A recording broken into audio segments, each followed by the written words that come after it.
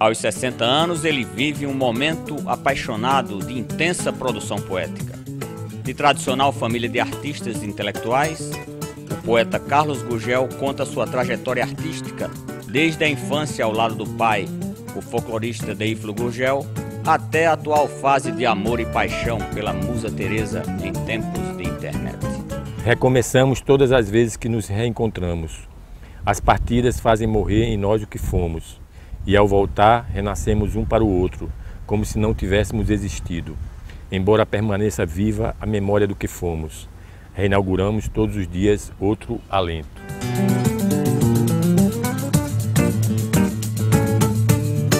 Desde pequeno, por volta de 8, 10 anos de idade, papai e minha mãe faziam confraternizações de final de ano lá em casa, e todos, assim, muitos poetas iam.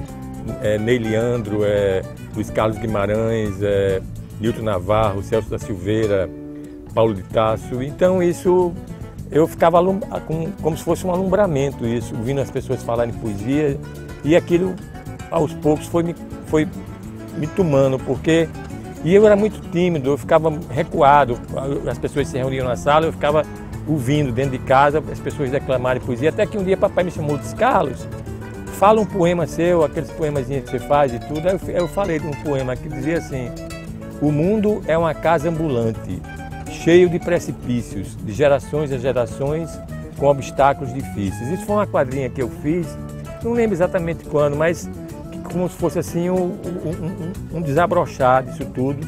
E aí foi muito legal, porque Luiz Carlos adorava, às vezes me levava para o cinema, pedia papai e mamãe, disse: vamos lá no Cinema Rex, tem aquelas figurinhas, aquelas revistas de faroeste e tudo. E papai levava a gente para Lagoa Manuel Felipe, e lá a gente ficava lá transitando naquele espaço, uma coisa meio bucólica, e em casa papai balançava a gente em rede de dormir, falando Manuel Bandeira, Drummond, João Cabral de Melo Neto. Então isso foi muito, uma coisa assim que me fez perceber a palavra em si, né? O poder, a beleza da palavra, entendeu?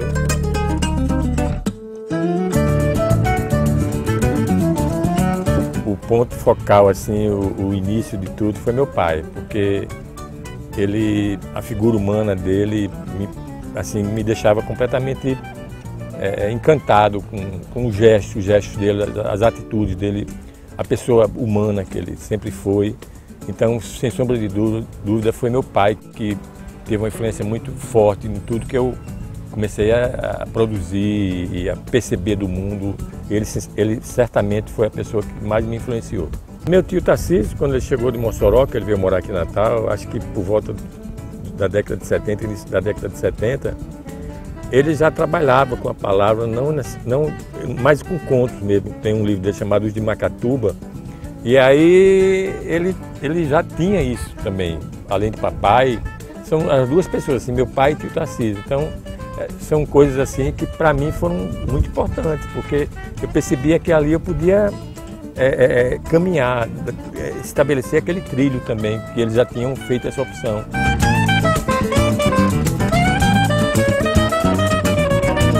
Aí começou a minha vivência com o pessoal do Marista, que aí eu conheci Ivanildo, Napoleão, Maurício Borja, Adroaldo, João Batista, Luiz Neto, Glauco Strelais, e a gente tinha um grupo lá. O pessoal tinha um grupo de música chamado Defunctos, de Defungos, alguma coisa assim, que foi a partir daí que eu comecei a escrever e trabalhar com música e tudo. Foi muito boa essa fase, porque eu percebi aí que a palavra tinha também outros universos para ela, outras formas de ela se encaixar dentro do... E isso foi muito interessante, porque a gente participou de festivais, teve até um festival que a gente participou em Recife, foi participar da finalíssima em Salvador, festivais de músicas aqui em Natal, onde eu conheci algumas pessoas, Mirabô, Marcos Silva, Roberto Lima, os Vândalos, de Eustáquio, de Fon, esse pessoal todo.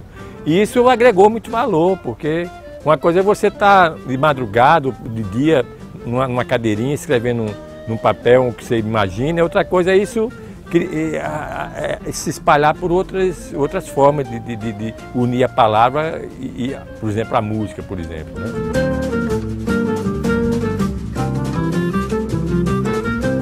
Teve o aparecimento da Galeria do Povo, de Eduardo Alexandre, que aí desaguava tudo lá na Praia dos Artistas, que é aquele paredão enorme que o pessoal dia domingo ia com a maior liberdade possível, que ele fixava os poemas, as pinturas, e tinha também a roda de música também, que o pessoal, me lembra de Braulio Tavares lá, e pessoas que iam lá em frente à Galeria do Povo, tinha a Praia dos Artistas, que foi justamente ali que criou-se toda uma irmandade, que transitava muita gente ali, e o Eduardo teve essa capacidade de refletir sobre isso e de dizer, vou fazer a galeria em frente à Praia dos Artistas. Então, era um trânsito constante de artistas, de pessoas simpatizantes de arte, que criou-se ali uma referência na cidade. Foi dali que desagou muita gente dos anos 70, que hoje em dia são conhecidos, poetas e tudo. E, paralelo a isso, teve o início do Festival do Forte, porque ali foi realmente que congregou toda a galera. Era uma turma enorme. Quem que organizava? A ideia foi de Lola, Luiz Lima, depois se envolveu Mirabeau, eu, Venâncio Pinheiro, será que eu estou me esquecendo de alguém? Mirabeau. Eram essas pessoas que estavam, inclusive eu estava em Salvador, trabalhando lá em Salvador, e Lola terminou me convencendo a vir participar desse festival, e aí a gente organizou, porque era uma coisa mágica o festival. A gente fazia na época do Lua Cheia do mês de dezembro e reunia uma galera de todas as partes do Brasil. Eu me lembro de Aguilar, de Chacal, Chico César, muita gente que participava, Macalé. E foi muito bom para a cidade, porque a gente saiu daquela coisa de ficar olhando para si próprio. A gente olhava para outra coisa, que era o pessoal que vinha do sul do país.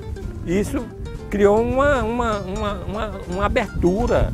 A gente percebeu que esse compartilhamento, que essa interseção entre os artistas da terra com o pessoal de fora era fantástico isso. E eu acho que não é saudosismo isso da minha parte, mas eu acho que foi uma coisa assim muito vital, muito essencial para a cidade, o aparecimento de um Festival do Forte, que era uma coisa muito legal. A gente durava a noite toda e depois eram 3 dias, então foi muito legal realmente.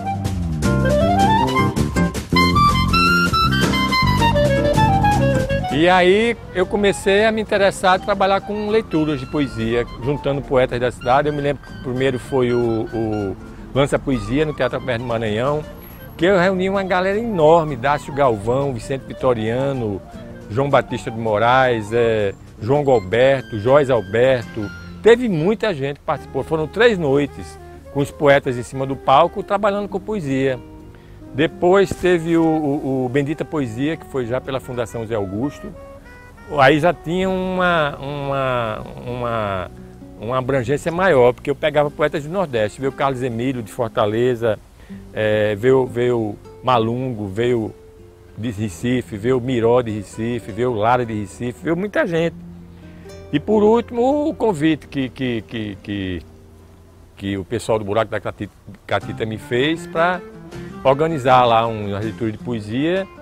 E aí eu juntei Renata Mar, Carito, Sivone e Pedro Quiles, e a gente fez assim, eu acho que ali a gente percebeu que é possível reunir a galera para trabalhar com poesia.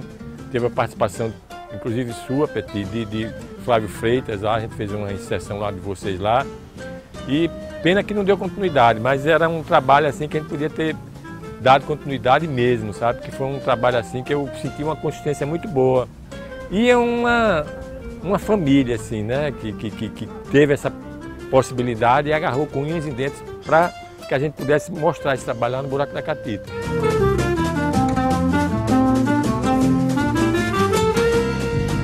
Então, o meu primeiro livro, aliás, não foi um livro meu, assim, porque teve outras pessoas que participaram dele, que foi o Acó, que foi eu, Enoque Domingos, eu não me lembro qual foram os outros poetas. Depois teve o Arquétipo da Cloaca, que juntou eu, Sávio Ximenes, Carlos Paz e Flávio Américo. Depois o Avisos e Apelos, que aí já era um livro meu mesmo, só trabalhos meus, né? E depois teve o o Deusa do Além, com ilustrações de Zé Roberto Aguilar e tudo, também de Buca, que é um artista cearense. Depois o Dramática Gramática, que eu lancei em 2010, aliás, antes teve o Apaixonada Poesia Louca, Apaixonada Poesia Louca, com prefácio de Ney, ficou um livro bem interessante. E depois o Deusa do Além, que ali foi um kit de poesia.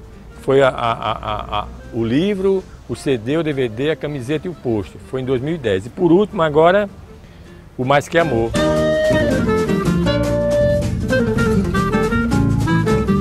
Eu conheci a Tereza Cristina Roque da Mota, uma tradutora, editora e poeta do Rio de Janeiro. Primeiramente, ele veio falar comigo como poeta, mas nosso entendimento se estendeu além disso, né?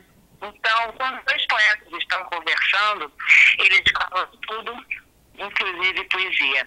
E a poesia faz tanto parte da vida desses poetas, faz tanto parte da minha vida quanto de Carlos, para que a gente decidisse que era melhor continuar junto fazendo tudo isso. E foi muito rápido, porque ela é uma pessoa extremamente ágil nas coisas e para mim foi bem uma coisa muito preciosa. Esse momento é muito precioso porque me permite estabelecer essa relação com Cristina e ao mesmo tempo ampliar os meus horizontes, porque é isso que a poesia possibilita. A partir desse livro, eu penso que a minha palavra, o que eu escrevo, cada vez mais vai mergulhar nessa perspectiva de eu trabalhar com uma poesia que representa o que eu sinto hoje, que é um intenso prazer em ver as coisas simples da vida e ter como referência a pessoa dela, que é uma pessoa preciosa demais e que para mim é muito importante esse momento, porque é isso que todo ser humano precisa, de uma intensa paixão, de uma pessoa que dê a mão e perceba que a vida é bela. Isso. No vasto do rastro que escorrega e me acho, vaga um feito senil, simulacro de fogo e enfeite. Sou de noite a flor do facho, passo a passo, como uma bússola que encobre todo o seu azeite. E que da ilha que do início me fez Senhor, eu peço a luz que induz e conduz a sua paz. Só quero a cruz, as minhas costas e aquela dor, e do inúmero vento daquela lembrança que me leva e que me traz, que me leva e que me traz, que me leva e que me traz.